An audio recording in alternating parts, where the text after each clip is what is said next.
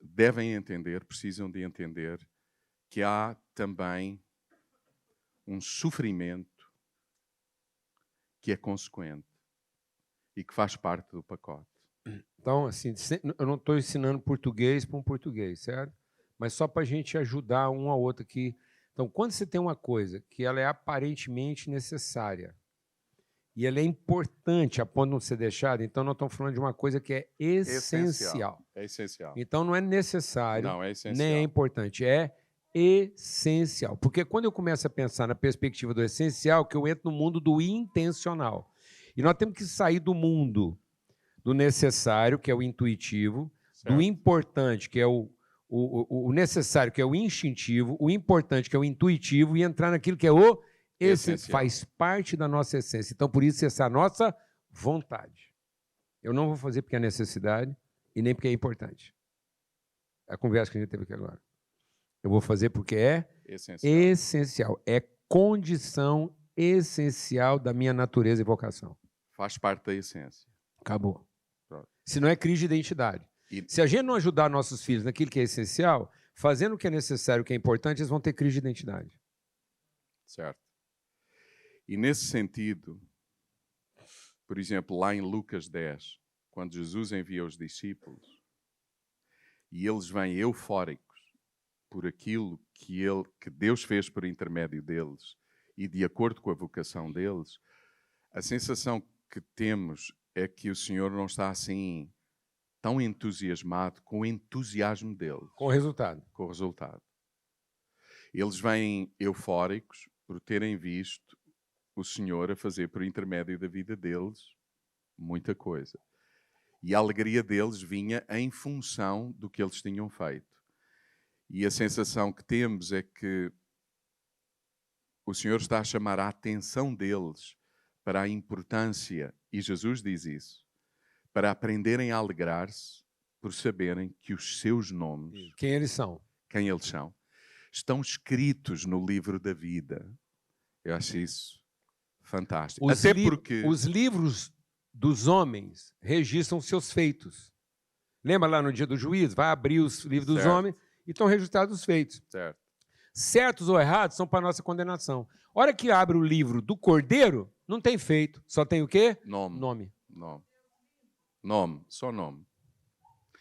E é importante perceber que nome, nesta cultura onde o Pai se revela, está intimamente associado, uma vez mais, a quê? A vocação. Vocação. Porque vocação quer dizer o quê? Nome. Vocação é o nome pelo qual você foi chamado. É uma vocação. Por isso que Paulo diz, eu oro, vocês são uma boa igreja. Paulo ora por nós e fala assim, a igreja no Brasil, a igreja em Portugal, é uma boa igreja. Está fazendo tudo certinho. Paulo fala, mas apesar de vocês estarem fazendo tudo certo, eu vou continuar orando para que sejam iluminados os olhos do seu entendimento, para que vocês recebam o espírito de revelação, para saber as riquezas da sua vocação. O que é a igreja de Éfeso? A igreja de Éfeso é uma igreja que podia dar show. Você quer aprender sobre método? Vai para Éfeso. Éfeso era a igreja com a melhor organização, a melhor estrutura, a melhor doutrina, zelo, funcionava à risca, no horário. Lá na igreja de Éfeso, 2 líderes que sabiam o horário da reunião não chegavam atrasado. Só porque ficou abraçando e tendo conversa de amigo. Amém? Não tinha esse negócio. Mas é uma igreja que se afastou do quê? Daquilo que é essencial na vida da igreja, dos seus afetos. Deixou de pensar como família. Uma igreja que para de pensar como família, ela fugiu do seu propósito. E nesse sentido, é muito interessante pensar que estes discípulos que agora se alegravam pelo que estavam a fazer, deram a vida, estavam prontos a morrer, a dar a vida, a sofrer, por saberem quem são. Como uma árvore dá a vida para produzir um fruto. Por saberem quem são. E eu acho que é inevitável, quando nós falamos também de nossa vocação, de percebermos claramente quem somos. E quem é o nosso irmão. Quem é o outro, quem é o irmão. A grande figura do equívoco do propósito da igreja? Quem representa o equívoco? Quem representa o maior desafio de transição daquilo que é a nossa vida devocional, daquilo que é a nossa vida vocacional? É Pedro. Porque Pedro é esse cara zeloso, tanto é que Pedro é o cara que prega a mensagem que abre a igreja. Mas lá no fim da vida dele, Pedro conversa com a Trindade. Pedro teve uma conversa com a Trindade. Pedro conversou com Deus Pai, Pedro conversou com Deus Filho e com o Espírito Santo. E nem assim ele foi transformado. Quem transformou a vida de Pedro? O irmão Paulo. Então Pedro só vai entender o que Jesus estava falando para ele quando ele se converter, quando ele encontra Paulo. Um cara que chega a chamar ele de hipócrita. Fala, Pedro, você é hipócrita, porque você salva Deus, mas não salva o irmão. Você, para salvar Deus, você está disposto a matar o irmão. Então Pedro é aquele cara que tem plena convicção de Jesus como Salvador. Ele tem tanta certeza de Jesus como Salvador que ele fica na posição de salvar o Salvador. E muitas vezes nós estamos aqui para salvar a igreja, achando que a igreja vai nos salvar, nós temos que salvar a igreja. Então nós somos Pedro matando o irmão para salvar a igreja, para garantir que ela salve nós e os filhos. Nós não estamos aqui para salvar a igreja. A igreja é nossa inspiração de fé, como aquela que já está salva, resolvida, pelo seu ambiente onde nós vamos receber os irmãos. Glória a Deus, amado. E aí, essa era a dificuldade. Qual era a dificuldade de Pedro? Receber Cornélio. Receber Paulo. Receber a congregação. E quando Jesus falou para ele, Pedro, seu problema não é comigo. Eu sei que você ama. Seu problema é amar seu irmão. Porque toda vez que um irmão chega me ameaçando, você corta a orelha dele e ele fica surdo. Aí eu tenho que ir lá curar a orelha dele, porque você foi lá e matou ele, achando que ele coloca em risco. Eu não estou em risco, Pedro. Pedro, eu não estou sob risco. Não há risco pela igreja. Toda vez que você achar que a igreja está sob risco, vai lá e pega Apocalipse no fim, você vai ver que ela está passando bem, você volta. Amém? Toda vez que você tiver ansiedade com a igreja, você vai lá e vê como é que ela terminou e volta. Volta para cumprir o seu propósito, para que ela seja um ambiente seguro para receber quem? Os irmãos que pensavam que iam ser salvos por Deus, mas vão encontrar a família. Esse é o negócio de Deus. O povo chegar aqui e encontrar uma família, que não pensa como parente, mas enquanto a gente estiver tentando salvar os parentes, nós não vamos ser salvação para a família. Por isso eu tenho que sair dos parentes para entender a família. Igreja não é coisa de parente. Igreja é assunto de família. Então, se ele é assunto familiar, funciona por adoção. Para pensar que o primeiro assassinato na Bíblia aconteceu por causa de um culto, um irmão matando o outro irmão, pensando que com isso ia agradar a Deus. O primeiro assassinato na Bíblia não foram dois inimigos, foram dois irmãos. Em nome de um. E a primeira pergunta de Deus não foi o que você fez. Se o Espírito Santo baixar aqui agora com a força que ele tem para baixar, ele não vai perguntar sobre o que nós estamos fazendo. Ele vai perguntar o quê? Onde estão seus irmãos? E talvez nós vamos ter que dizer, não sei, matei ele enquanto eu estava salvando o culto. Amém, amados? Há um desafio aqui para nós, para essa geração. Uma coisa que eu queria chamar a atenção, João, e aí, assim, eu creio que é o nosso desafio aqui, porque nós somos filhos de Portugal. O evangelho europeu tem 3 filhos. O evangelho, presta atenção que eu vou falar para vocês. O evangelho que chegou na Europa pariu 3 filhos. Ao mesmo tempo. A América, que é o filho mais velho, que é fruto do evangelho reformado. Amém? Então a América foi alcançada pela linha do evangelho o quê? Reformado. E de um viés totalmente o quê? Pragmático, cartesiano, porque vem desse evangelho traduzido na sua forma de como fazer o feito bem feito. E é o filho mais velho. Depois nós temos a América do Sul e a retomada do Oriente, que é a Ásia. Então, a Ásia foi alcançada lá nos tempos de Paulo, quando ele chegou em Éfeso. Aquela região asiática teve algum contato, como a Europa teve. Depois, o Japão, ali, o continente asiático, é alcançado pelo evangelho da Europa na sua forma romana. Então, os jesuítas chegaram no Japão, os jesuítas chegaram no Brasil e os reformados chegaram na América. Então, espiritualmente falando, nós temos esses três elementos que são filhos da realidade europeia, vivendo como órfãos. Então, nós estamos aqui num desafio de reconciliação. Há um papel de reconciliação. As beiradas do mundo, os confins da terra, estão à espera de se reconciliarem com seus pais. Então, nós estamos aqui, esse momento nosso aqui é profético, porque isso aqui é uma conversão dos pais aos filhos e dos filhos aos pais. Curiosamente, eu estou chegando aqui de novo com vocês, depois de ter passado uma temporada na América, e o João conhece bem a realidade da igreja na América. Acabei de chegar lá do Japão e passei pelo pedaço da Europa aqui que convive com estrangeirismo, igreja de estrangeiros, tentando salvar a igreja num país onde eles se sentem estrangeiros e não como quem se sente filho. Então, no mundo inteiro, a comunidade estrangeira está tentando salvar a atividade da igreja como se fosse escravo, em vez de ser a igreja como sendo filho para abençoar seus pais.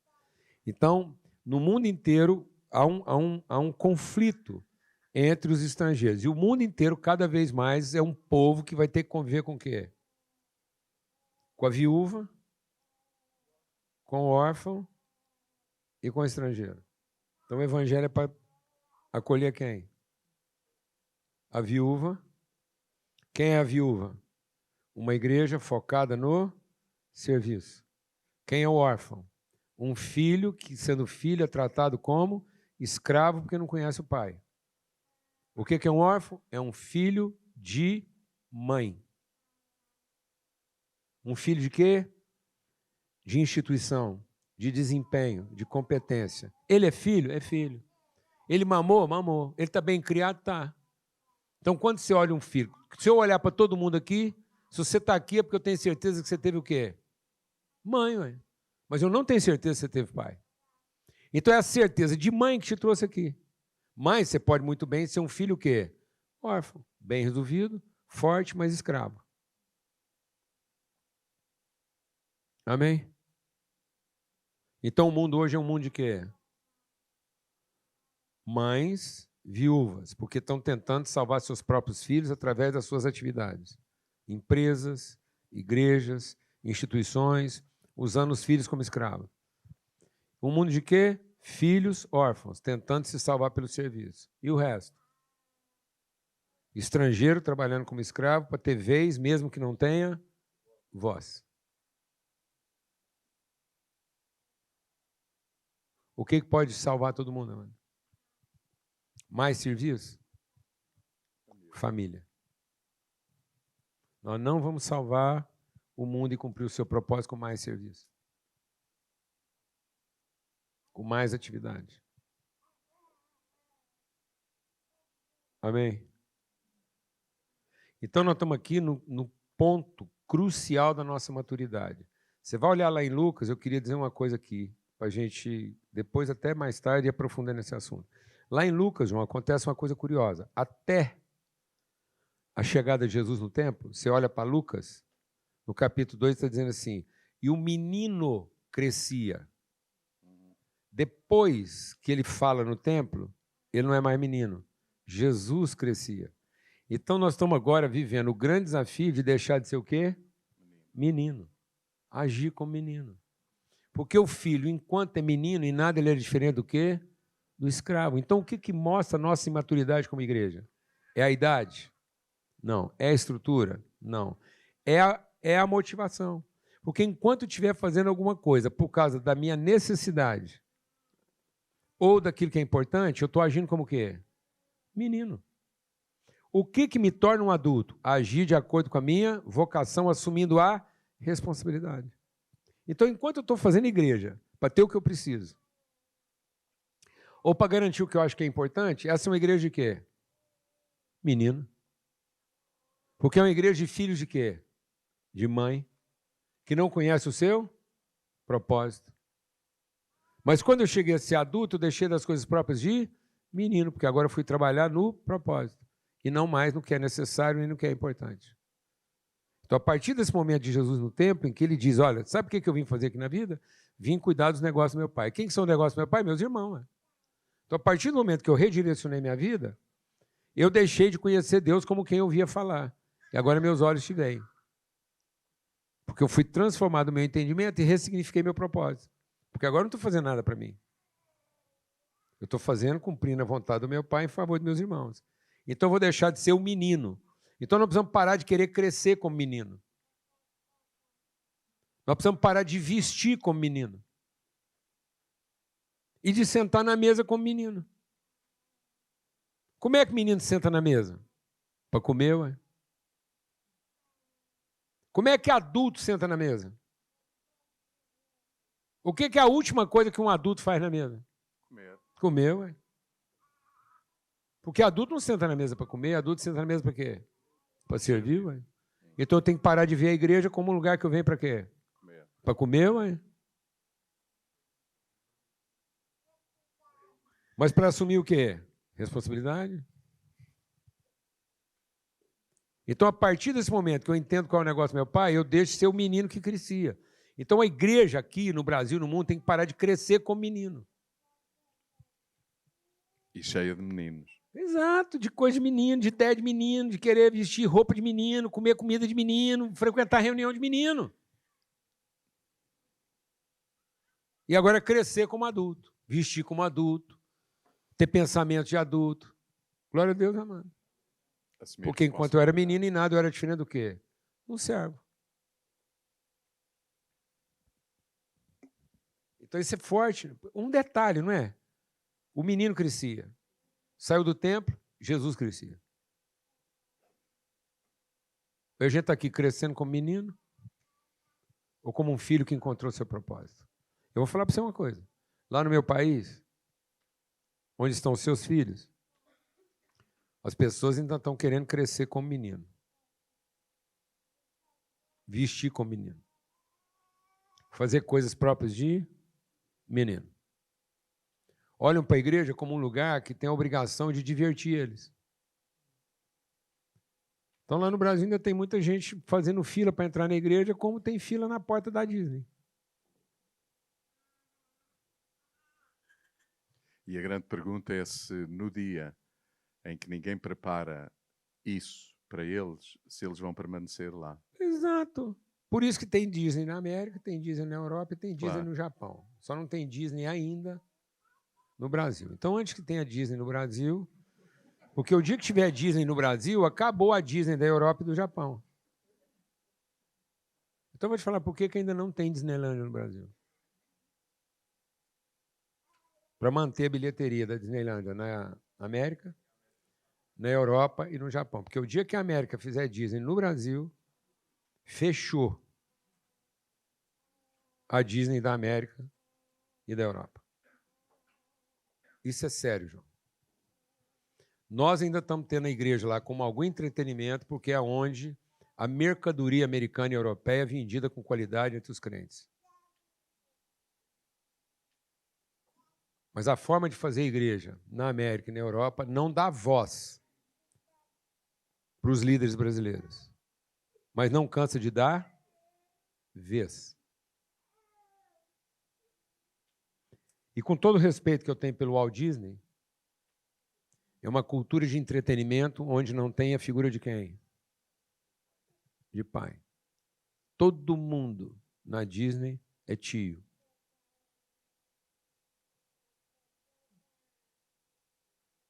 O cara namora com mulher não sei quantos anos, não pede ela em casamento. O outro cuida de 3 sobrinhos que ninguém sabe quem é o pai dele. Ninguém é filho. Não, ninguém é filho. Porque o herói Não é só americano... não tem pai, é ninguém. Porque ninguém. Porque o herói americano, a referência de heroísmo americano, não é pai Sam, Tio Sam. é tio Sam. Porque todos os heróis americanos são órfãos. Batman é órfão, Homem-Aranha é órfão, Hulk é órfão.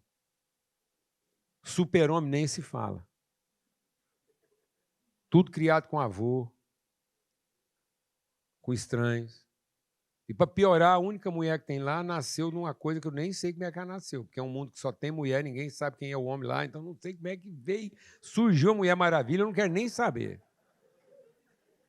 Nem me conta como é que surgiu a Mulher Maravilha. E nós estamos sendo uma igreja de Mulher Maravilha que está parindo um punhado de filho Batman, Super-Homem, Homem-Aranha, Capitão América, que você não sabe o quê. Fala para mim, mano. E, no entanto, não falta o quê? Superpoderes para salvar o mundo, mas não para dar sentido a ele. E de tão heróis e carregados de atividade, qual é a única coisa que esses homens não conseguem fazer? O que é a única coisa que, além de não ter pai, o que está de comum em todos esses heróis? Eles não casam, não têm filho. E a igreja, amado, não foi chamada pelo que ela faz. A vocação da igreja é o tipo de gente que ela gera. Não adianta nós sermos a maior reunião do mundo, não adianta nós celebrarmos que somos tantos por cento. Até hoje a igreja brasileira vira nessa paranoia de saber quantos por cento nós somos da população. Que trem mais estúpido. Quantos por cento da população Abraão era quando Deus falou que todas as famílias da terra seriam abençoadas através dele? Quantos por cento da população?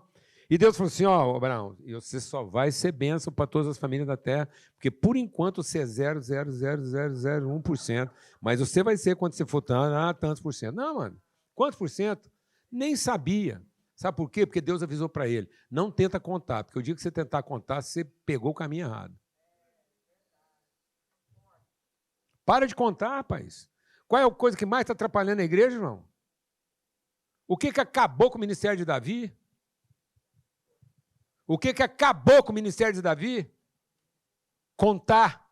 Porque Deus avisou, não conta. Não é a quantidade de gente que vocês somam. É o tipo de homem e mulher que vocês são. É 1 para 30, é 1 para 60, é 1 para 100. Pare um filho que seja 1 para 100, mas não ajunta 100 que não dá 1.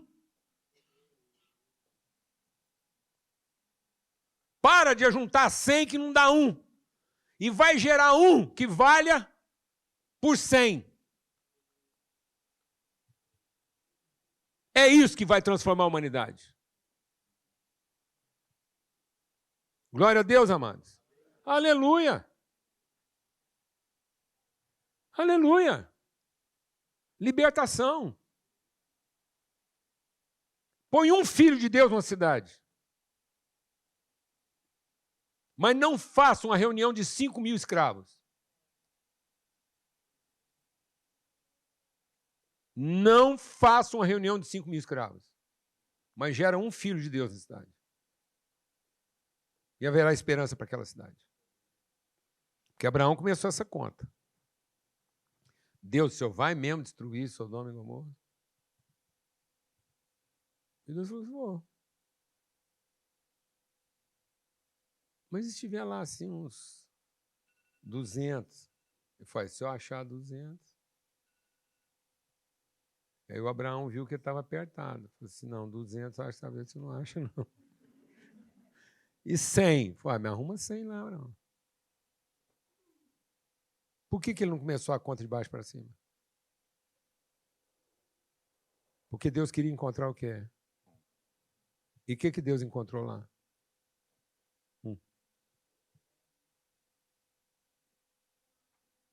Amém, irmãos? Em nome de Jesus. Alguém tem algum comentário, alguma pergunta aí para a gente aproveitar aí pelo menos uns 5 minutinhos? Pode falar.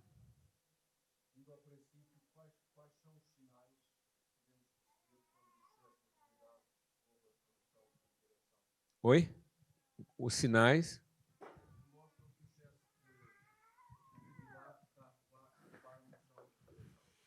Quando nós temos a agenda intencional de mesa, e aí mesa não é a mesa da comida. O que caracteriza é a intencionalidade da mesa como quem quer servir, e não a necessidade da mesa como quem quer comer. Então Jesus falou assim, olha, eu vou para a cruz, daqui a pouquinho eu vou para a cruz para salvar todo mundo. Mas vocês nunca vão entender a cruz se vocês não participarem comigo da mesa. E pode ser que a hora que eu estiver na cruz vocês não vão entender, não. E aí, como ninguém entendeu a cruz, Jesus não repetiu a cruz. Jesus não pegou 2 discípulos no caminho de Emaús e falou, já vi que vocês não entenderam nada da cruz. E olha que o culto foi bom, a palavra foi boa, era pentecostal, porque o povo estava com o coração pegando fogo, a mensagem foi expositiva, porque tem gente que fala assim, se a mensagem não foi expositiva, então tem que pregar uma mensagem positiva. Depois tem que ser um pregador bom. Foi Jesus de Gênesis a Malaquias. Depois era pentecostal, porque o coração deles pegava fogo. Mas nem isso, mano. Não iluda. Aí Jesus falou assim, ó, já que vocês não entenderam a cruz, amanhã, por volta das 3 horas da tarde, eu espero vocês de novo, vou ser crucificado de novo e vou ficar lá sendo crucificado até vocês entenderem a cruz. Não, mano. Quando o povo não entendeu a cruz, Jesus repetiu o quê? A mesa. Depois ressurreto. Você pensa se Jesus aparece ressurreto na casa de Pôncio Pilatos. Herodes. Pensa o Herodes dormindo, Jesus ressurreto, chega lá e fala assim, Herodes! Herodes! E Herodes fala, gente, quem está me chamando uma hora dessa? Sai lá e Jesus glorioso, fogo pegando, a 1,5 metro de altura, assim, você imagina? Estava convertido até hoje, mano. Herodes virava presbítero dessa igreja que nós estamos querendo montar. Pôncio Pilatos era o melhor diácono. Não, o que Jesus ficou repetindo durante quase 50 dias? A mesa, a comunhão, a intencionalidade da relação. Porque é ali que a família é formada. Jesus não disse que ele está sendo traído no culto. Jesus não disse que está sendo traído na doutrina. Jesus disse, a mão daquele que me traz está dessignificando o prato. Porque nós fizemos do prato a coisa de comer. E não do prato a coisa de servir. Então não traga seus filhos na mesa para comer. Mas tenha com eles uma agenda intencional para ensiná-los a servir. Então nós precisamos recuperar a intencionalidade da mesa, porque nós fizemos a mesa como quem faz um coxo. Jesus encontra a gente no coxo, porque para nós, quando nós encontramos Jesus, ele era a comida servida no coxo. Beleza? Agora nós coxo aqui é manjedoura. Manjedoura. Então agora nós temos que trazer o povo de uma necessidade manjedora para um propósito de mesa. E como é que uma ovelha é amadurecida? Quando ela deixa de ser a que come na manjedoura e passa a ser o jantar servido na mesa. Então, como é que toda ovelha aqui vai cumprir o seu propósito? Quando você deixar de ser quem come no pasto para ser quem é comido na mesa. Então, eu cumpro o propósito quando eu viro jantar. Amém? Então, a mesa é para nós ensinarmos nossos filhos a servir uns aos outros e não ser servido. Isso tem que ser uma rotina. Às vezes diária. Porque o que a igreja primitiva fazia? Eles praticavam a doutrina dos apóstolos onde?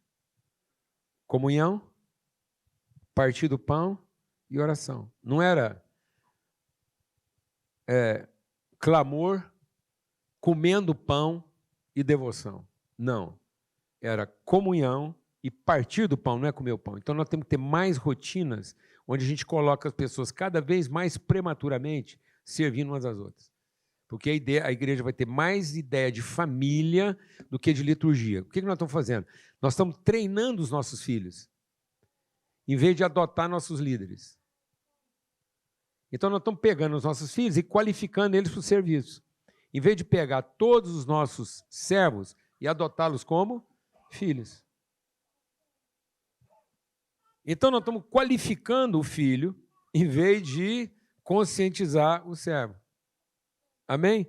Então nós precisamos ter mais rotina de conscientização de que isso aqui é um relacionamento.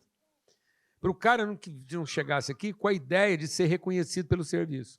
Quanto mais eu investir na estruturação, na organização da liturgia, mais a pessoa vai achar que ela é aceita pelo serviço que ela presta.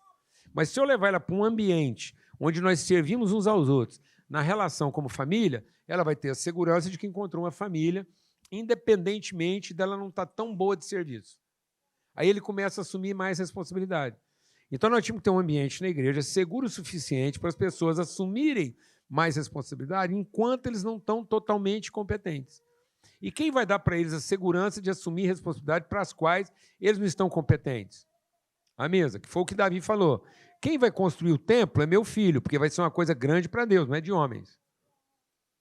E ele vai construir o templo e ele é jovem e inexperiente. Ora, como é que um cara entrega para uma pessoa jovem e inexperiente uma coisa que é para Deus, não é para homens? Nós não faríamos isso hoje em dia. A gente não entregaria hoje uma coisa para um cara jovem e inexperiente, a não ser que ele seja seu filho.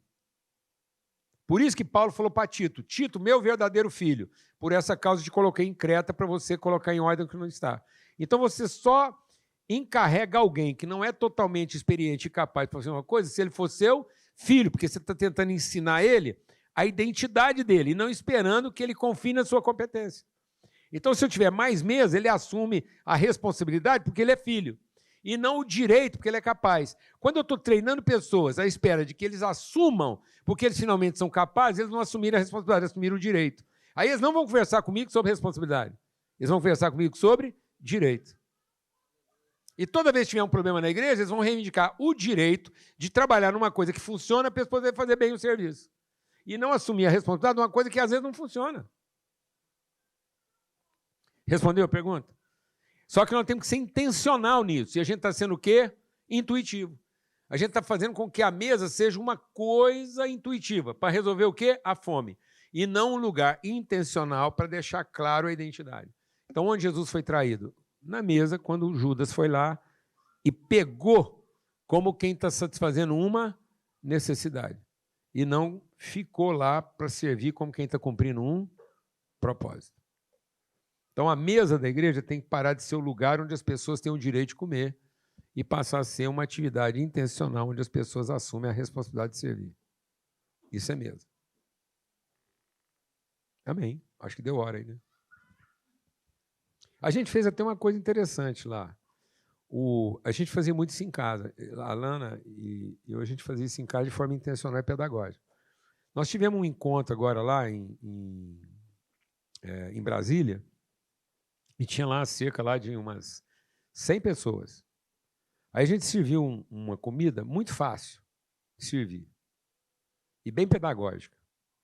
E aí, o que a gente fez? Agora vocês vão para a fila e um vai fazer o prato do outro. Você não vai fazer seu próprio prato. Você vai fazer o prato do outro. Mas não é fazer o seu prato e dar para o outro. É fazer o prato do outro como ele gostaria que fosse feito. Você conhecer o outro, porque às vezes a gente até faz o prato da gente e dá para o outro, como quem faz caridade. E não como quem conhece o outro para montar o prato dele. Glória a Deus, né, mano? Aleluia. Porque tem gente que gosta, às vezes, do feijão por cima, do arroz por baixo, que trem. Amém? E aí eles tiveram que conversar um com o outro. E ao conversar um com o outro, para cada um fazer o prato um do outro, gera o quê? Um irmão. Não é uma prestação de serviço com quem está matando a fome. É uma relação de amizade, como quem está conhecendo um ao outro. No fim, todo mundo comeu a mesma coisa de várias formas, porque cada prato foi formado de um jeito. Apesar de ser tudo a mesma comida. Porque quando você faz o seu prato para o outro, põe um cara na fila e ele faz todos os pratos iguais. E todo mundo é obrigado a comer porque ele acha que está matando a fome e o cara está comendo e não está fazendo mais nada que a obrigação de comer porque também está fazendo a obrigação dele de servir. Mas, quando como a mesa é família, você fala assim, você aceita feijão? Eu faço só um pouquinho. Dá para pôr do lado o arroz, que eu não gosto por cima? Glória a Deus, amado. E às vezes ele vira para você e fala assim, põe mais um bife e você manda a couve. Eu falei, não, eu falei bife. Eu falei, então, a couve. Porque aí você sabe também que ele não está precisando de mais bife, ele está precisando de um pouquinho de couve. Glória a Deus, igual a gente faz em casa, né? Glória a Deus, amado. Está vendo como é que isso é pedagógico? Bom, a gente tem que terminar.